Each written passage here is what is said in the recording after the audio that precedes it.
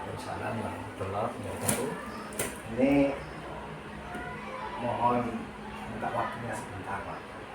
Karena di sini saya ada tugas dari calon guru penggerak, di mana tugasnya itu saya sebagai DPD itu harus mewawancarai kepala sekolah di mana saya mengajar, yaitu di SMA Muhammadiyah.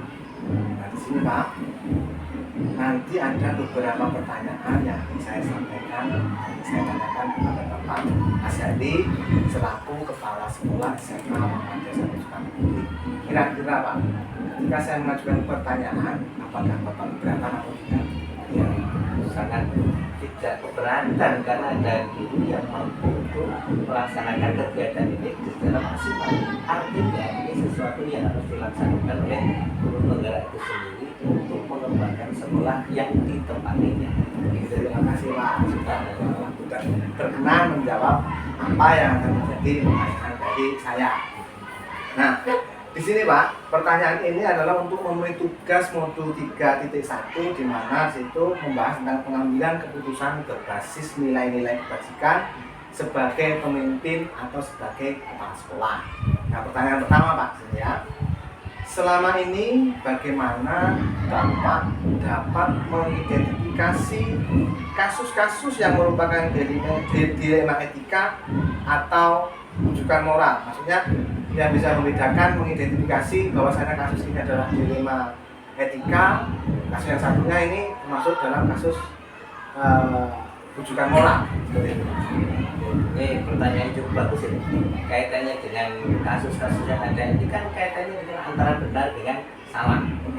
Nah, karena ini kasus ini harus diidentifikasikan, otomatis ada beberapa hal yang harus dilakukan oleh sekolah. Makanya harus diidentifikasi.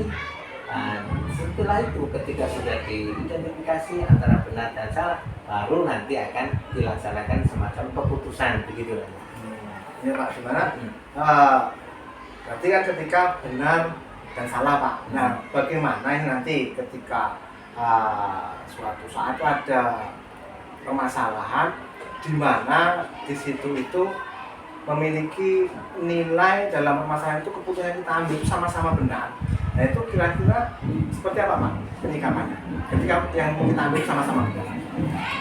Nah, ketika ada keputusannya sama-sama benar atau kasus yang dialami adalah misalkan sama, nah, tetapi potensinya akan tentu saja akan sama juga, potensinya akan sama.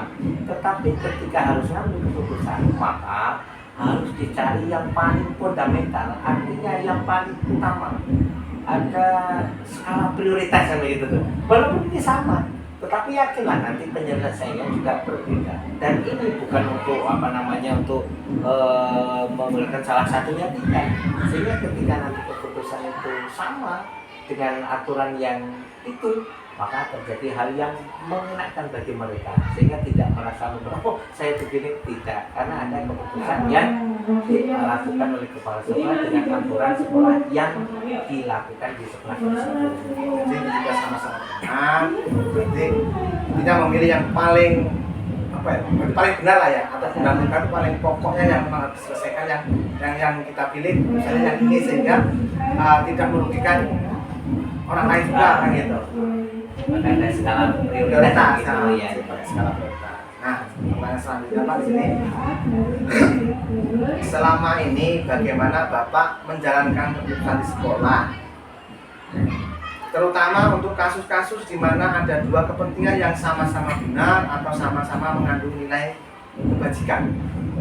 Tadi Pak ya, seperti itu tadi Pak ya? Ya seperti tadi. Maka harus ada skala prioritas, ada semacam kasus yang sama sama. Tetapi ketika dimasukkan dalam satu format, dimasukkan seperti ini, kan kami di sekolah itu ada semacam tim manajemen. Nah di situ ada, ketika sudah dimasukkan di situ, maka semua keputusan yang ada dengan bentuk yang sama, dengan kasus yang sama, ketika dimasukkan di situ, maka yang terjadi adalah bagaimana cara mencari skala prioritas yang ada yang harus dilakukan, dan itu harus dilakukan. Karena memang namanya keputusan sama-sama benar itu kan akan memang berat Pak untuk mengambil. Iya.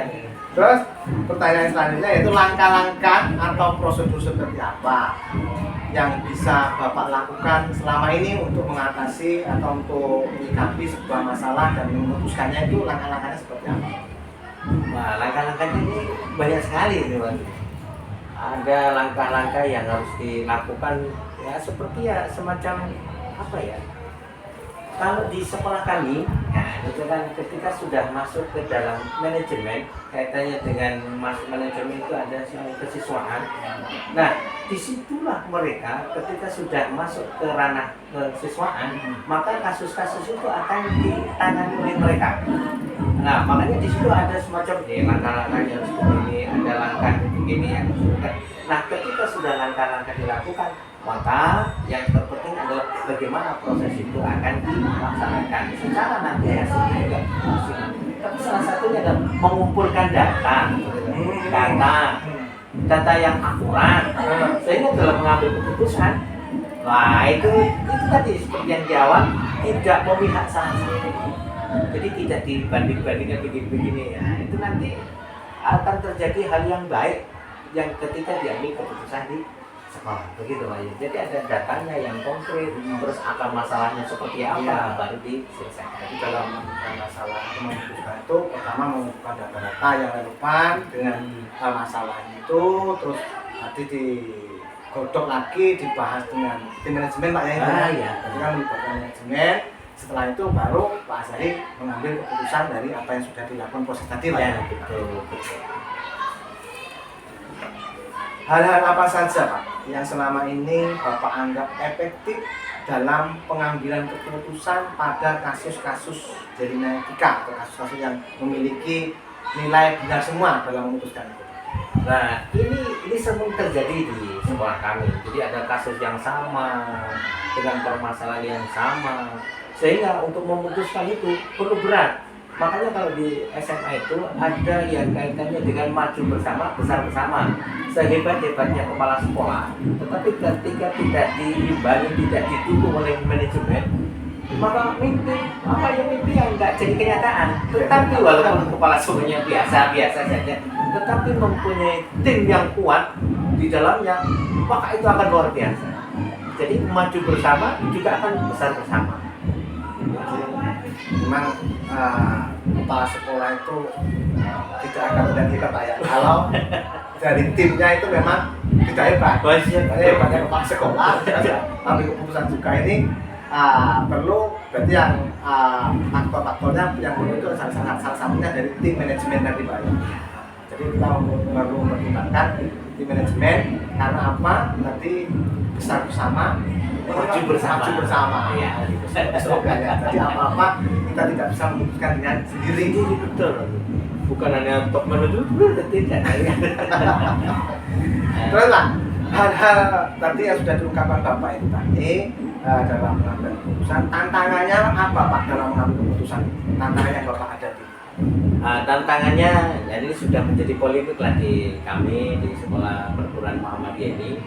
Ketika ada semacam kasus dan kasus ini dialami oleh murid atau siswa, dan kebetulan wali siswa itu adalah kenal dengan kami di pihak sekolah lah, ini kan jadi permasalahan. Iya Pak. Jadi masalah yang luar biasa bagi kami. Akan tetapi ketika aturan di sekolah itu sudah diterapkan dengan maksimal mungkin, kita undang mereka, orang tuanya, dengan membaca tatib yang ada di sekolah, dengan aturan yang ada, maka akan terjadi hal yang memuaskan bagi mereka. Dan mereka juga akhirnya juga sadar, ternyata berbagai macam kasus ini harus diselesaikan. Kan mereka juga paham, ketika di rumah itu adalah mereka yang jadi hakimnya, adalah orang tuanya. Ketika di sekolah, inilah orang tuanya. Dan ketika nanti di masyarakat, lain lagi ceritanya. Nah, gitu Pak. Jadi walaupun itu ada kasus, terus orang tuanya kita itu ya dekat, tapi namanya aturan yang sudah disepakati sama di sekolah dan disepakati oleh sekolah, ketika dilanggar oleh siswa itu ya tetap kita harus melakukan aturan itu Pak ya. Betul. Terus di sini lagi ada apa Bapak memiliki sebuah tata cara atau jadwal tertentu dalam sebuah penyelesaian kasus di 5 etika? Apakah Bapak langsung menyelesaikan di tempat itu atau membuat jadwal dulu untuk menyelesaikan masalah, atau prosedur-prosedur seperti apa yang Bapak lakukan? Dijadwalkan dulu atau langsung ketika menghadapi masalah di 5 etika ini Pak, dalam penyelesaian? Oke, terima kasih Pak Yuli, luar biasa. Kaitannya dengan ketika ada masalah di sekolah kami ini, ketika itu hari itu ada masalah, maka harus diselesaikan masalah itu. Supaya apa? Supaya tidak berkepanjangan. Nanti dan nanti. Akhirnya kadang-kadang ketika tidak diselesaikan masalah itu jadi lupa. Dan yang kedua, betul apa yang disampaikan tadi, terjadwal. Ketika ada satu masalah belum selesaikan, terus ada yang bertugas di situ tidak ada, maka ada di jadwalnya. Sehingga masalah yang kemarin, jadwalnya hari ini, sehingga selesai sudah ini. Jadi ketika ada masalah hari itu bisa dihadapi, ketika ada masalah yang lain yang belum bisa terselesaikan, maka dijadwalkan di hari yang berbeda. Dan itu harus diselesaikan. Jangan hanya sebagai hanya jadwal-jadwal saja tanpa ada semacam progres. Harus ada progres. Sehingga ketika di progres, yakinlah nanti ada semacam perubahan yang ada di siswa tersebut. Jadi bukan hanya ditunda, ketika ditunda siswa juga melihat, kemarin aja nggak diselesaikan, apalagi tidak dijadwal. Ini jadi masalah yang besar. Oleh karena itu kami di Perguruan Muhammadiyah dijadwal ketika ada masalah saat hari itu diselesaikan, selesaikan. Begitu kan? Jadi ketika masalah itu memang urgent dan harus diselesaikan pada saat itu, dan yang menangani masalah itu ada, berarti langsung diselesaikan saat itu. Tapi ketika memang masalah itu memang membutuhkan proses atau prosedur-prosedur yang dilalui, berarti harus dijadwalkan terlebih dahulu. Supaya hasil keputusan nanti lebih pas, lebih tepat gitu. Nah, di sini dalam pengambilan keputusan, apakah ada faktor-faktor atau seseorang yang membantu Bapak dalam pengambilan keputusan? Nah, itu tadi Pak Yuri, kaitannya dengan pengambilan keputusan. Itu tadi ada kawan atau ada pembantu kami, ada di tim manajemen, ada tim work yang bekerja yang luar biasa. Nah, itu tadi sampai di awal, sehebat-hebatnya kepala sekolah tanpa ada pembantu, ada tim work, ada tim manajemen yang hebat, nggak jalan. Tetapi walaupun kepala sekolahnya biasa, tetapi punya tim work yang luar biasa, maka akan jadi luar biasa. Maka sesuatu yang luar biasa, nah itu jangan dilakukan dengan biasa. Harus ada tim yang kuat dan tim yang hebat. Begitu. Jadi intinya garis besarnya kalau dalam ini pasapannya itu tidak ada kepala sekolah yang hebat, adanya tim yang hebat lah ya. Iya. Terus sini Pak, dari semua hal yang telah Bapak sampaikan tadi, pembelajaran apa yang dapat Bapak petik dari pengalaman Bapak dalam mengambil keputusan? Pepatah mengatakan bahwa pengalaman adalah guru yang paling berharga. Maka semakin banyak kasus ketika dihadapi dengan baik, bijaksana, benar, menghasilkan sesuatu yang luar biasa, maka itu menjadi modal. Artinya apa? Modal semakin dewasa. Kedewasaan itu ada ternyata. Banyak orang yang kelihatannya dewasa, tetapi pikirannya masih seperti anak-anak. Tetapi kelihatannya masih anak-anak, menghadapi berbagai macam kasus yang dialami diselesaikan dengan baik, maka itu kedewasaan yang luar biasa. Makanya walaupun anak-anak, tetapi jiwa yang sangat dewasa. Jadi itu pengalaman menambah kedewasaan. Kasus ini selesai. Kasus yang datang lagi, ini sama seperti kemarin. Biasa lagi. Loh, ini ada yang lebih berat lagi Pak, ini bagaimana ini? Kemarin aja sudah terselesaikan. Nggak ada masalah tanpa ada masalah. Kan begitu tuh. Masalah perlu diselesaikan. Problem itu harus diselesaikan. Jangan ditambah. Ketika ditambah, seperti bola lah. Semakin lama gede, balon itu gede. Tapi kalau harus kita letuskan, hari ini kita letuskan, itu nggak ada masalah. Walaupun ada masalah itu, tetapi mampu diselesaikan dengan kita ada teamwork dan tim manajemen yang Ya, tambah dewasa lagi. jadi dengan kita sering dalam menentukan keputusan, itu akan menambah kedewasaan kita, pengalaman ya Pak ya. Oh, juga sebagai apa ya, introspeksi bahwasanya oh kalau kemarin salah berarti saya hari ini begini ya.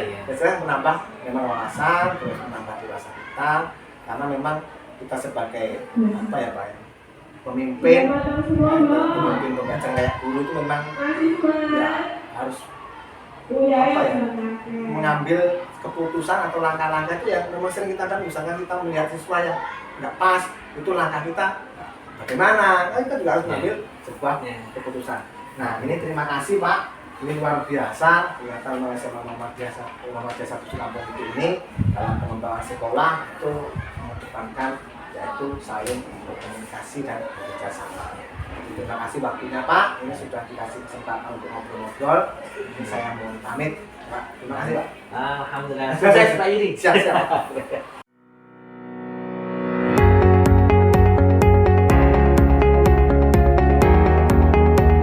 Assalamualaikum warahmatullahi wabarakatuh. Pak Sidin. Waalaikumsalam warahmatullahi wabarakatuh.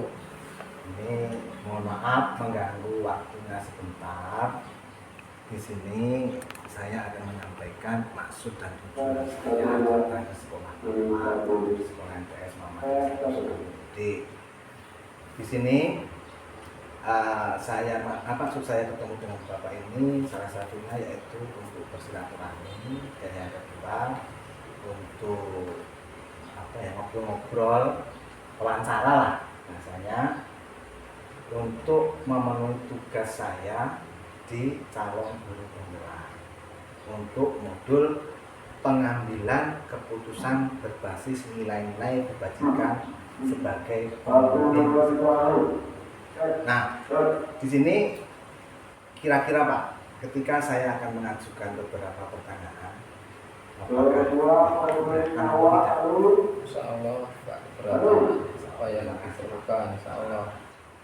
Nah, di sini saya ada pertanyaan tentang pengambilan keputusan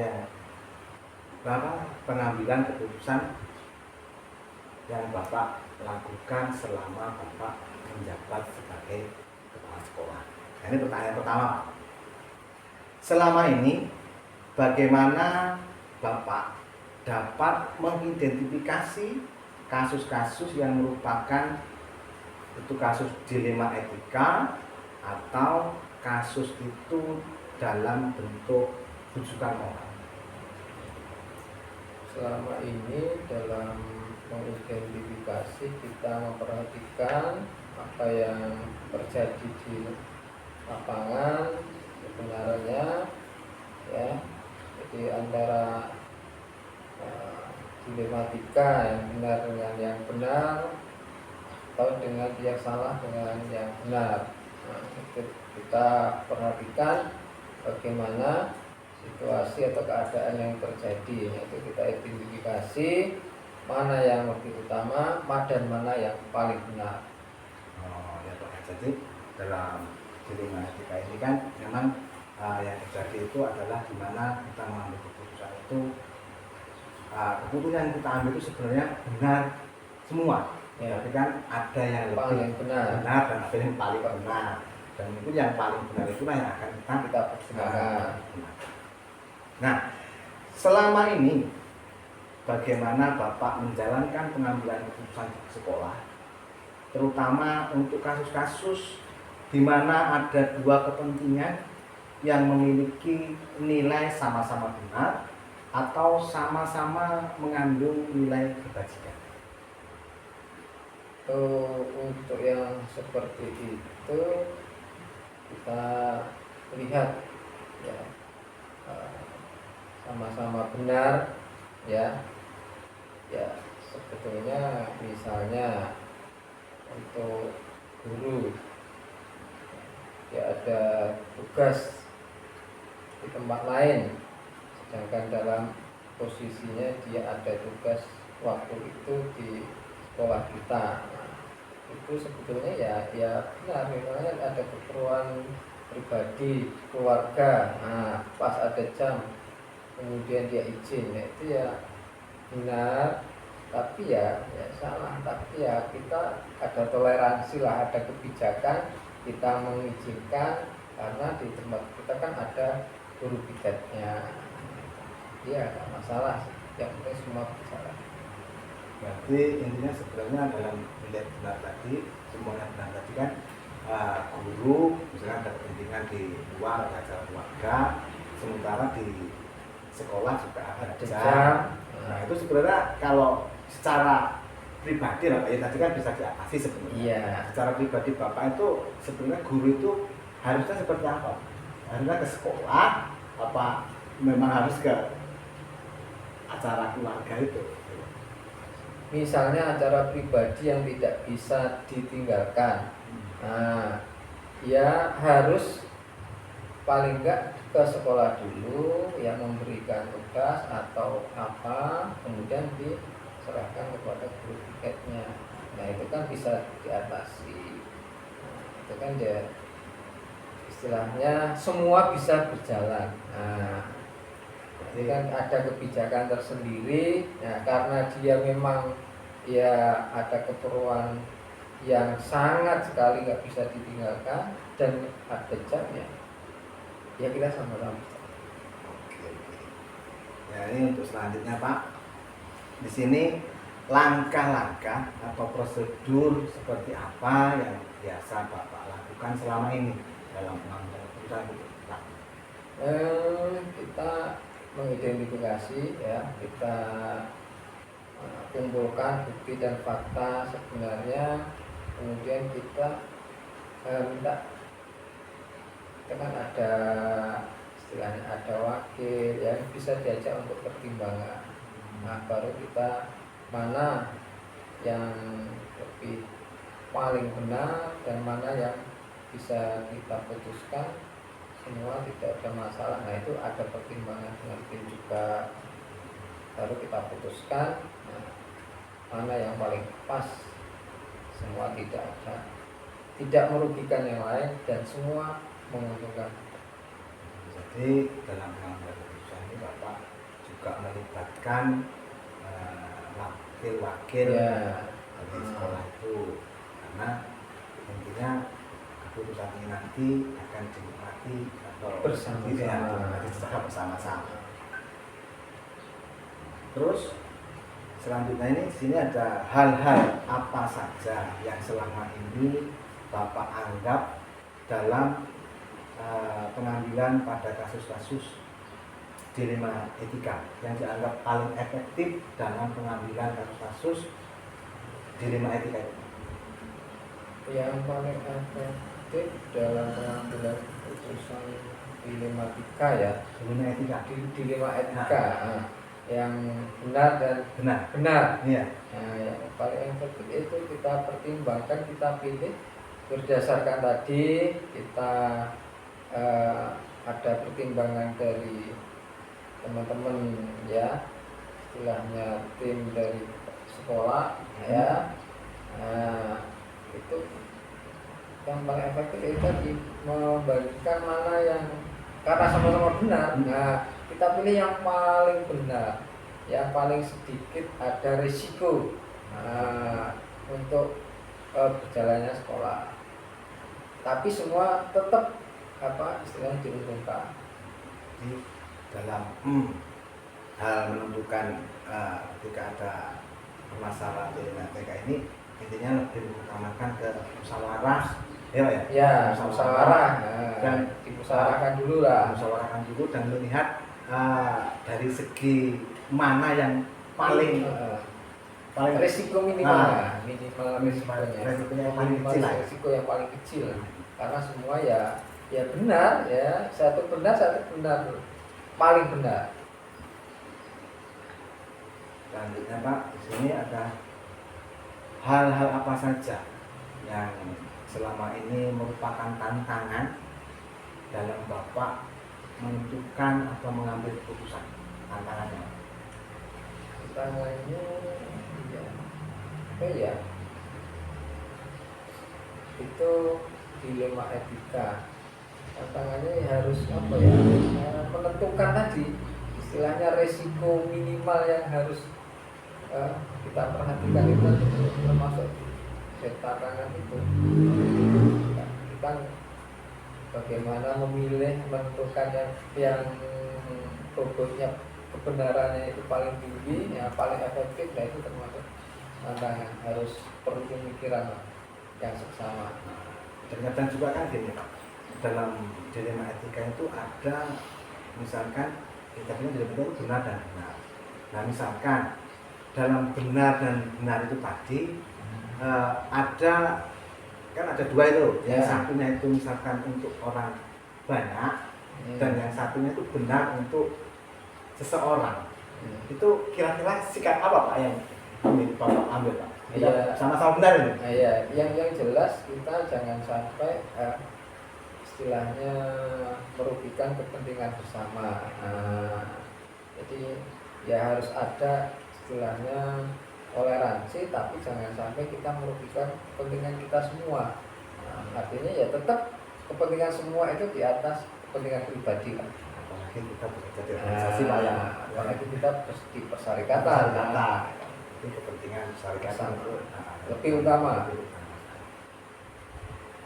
Terus apa Bapak memiliki sebuah tata kala itu atau jadwal tertentu dalam menyelesaikan sebuah kasus dilema etika?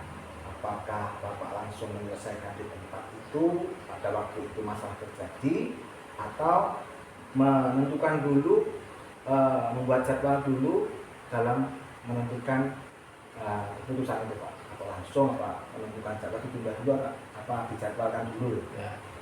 Ya kita dalam menentukan itu kita fleksibel, sesuai dengan kondisi yang terjadi. Jadi nggak ada jadwal. Nanti masalahnya sekarang, nanti ternyata jadwalnya minggu depan atau 2 minggu ke depan, kan masalahnya terkatung-katung. Jadi sesuai dengan keadaan, fleksibel aja. Kalau sudah ada masalah berarti harus segera ditindaklanjuti supaya tidak berlarut-larut. Nah, itu tadi kan dalam konteks mungkin permasalahan dalam jangka pendek. Ya. Nah, misalkan permasalahan itu nanti efeknya di kemudian hari atau masalah itu jangka panjang, itu gimana Pak? Nah, jangka waktu panjang.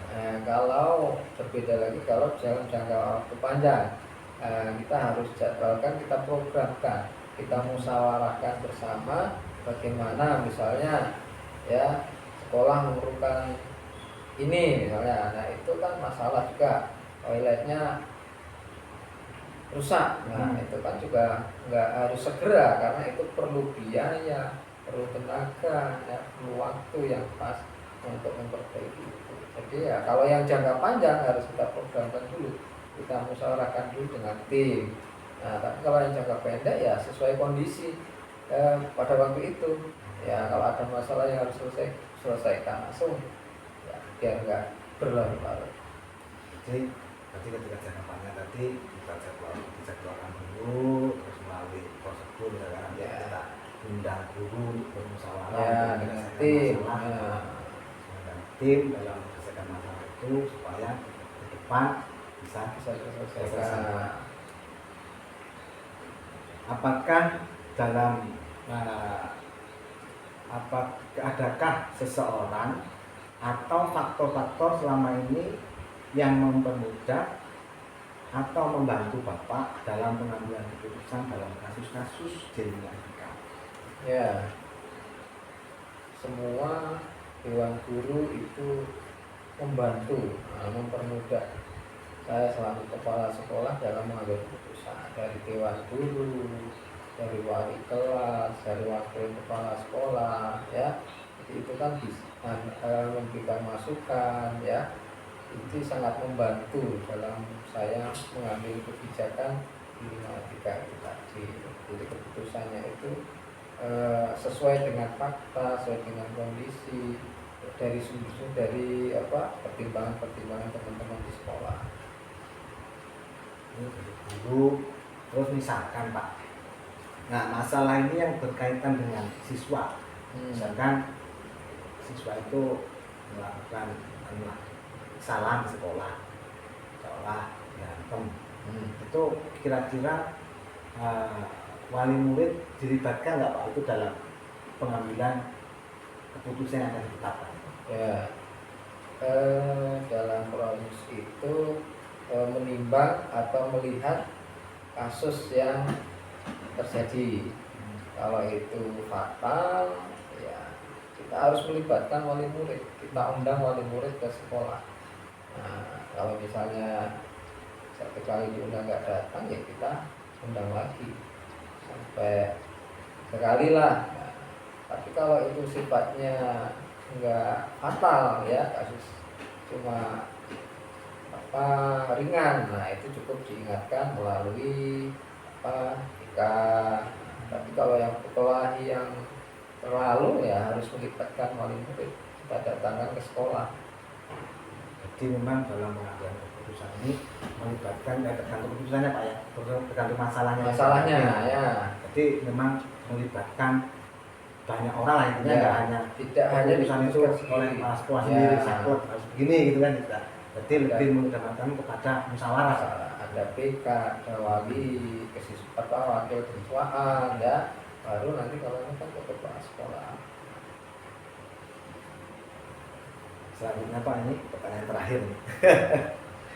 Dari semua hal yang telah disampaikan, pembelajaran apa yang dapat Bapak petik dari pengalaman Bapak dalam pengambilan keputusan dilema etika?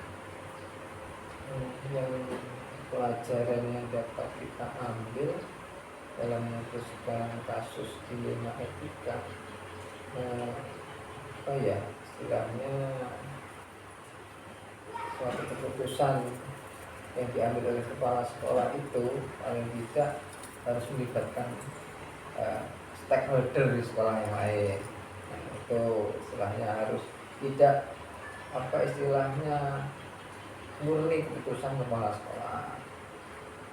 Kemudian istilahnya sesuatu yang benar dengan benar itu pasti ada yang paling benar. Nah itu kemudian yang ketiga itu jangan sampai kita mengorbankan kepentingan bersama, ya, daripada mengutamakan kepentingan pribadi. Kita mengutamakan kepentingan pribadi tapi mengorbankan kepentingan bersama. Itu pelajaran yang kira-kira dapat saya petik selaku kepala sekolah dalam mengambil sebuah keputusan. Ya Pak, ini luar biasa. Ini saya ucapkan terima kasih Pak. Dan saya juga berkomunikasi dengan Bapak Nasirin. Secara tidak langsung di sini kita menambah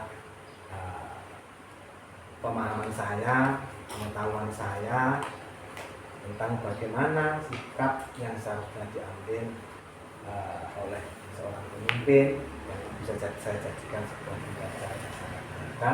Ini terima kasih Pak waktunya, Ya, sama-sama waktunya sudah diluangkan. Ini saya ucapkan terima kasih. ya, sama-sama terima kasih. Ini mungkin juga apa yang ditanyakan ke saya itu juga menambah wawasan. Nah, saya untuk lebih belajar lagi selaku kepala sekolah dalam mengambil sebuah keputusan. Mungkin ada yang keputusan saya yang belum pas atau gimana, kan bisa saya koreksi kembali. Ya, terima kasih. Sama-sama. Semoga ini pertemuan kita ini bukan yang pertama dan terakhir Pak. Ya, bisa berkesinambungan. Nah, berkelanjutan. Terima kasih Pak. Ya, ya. Waktunya Pak.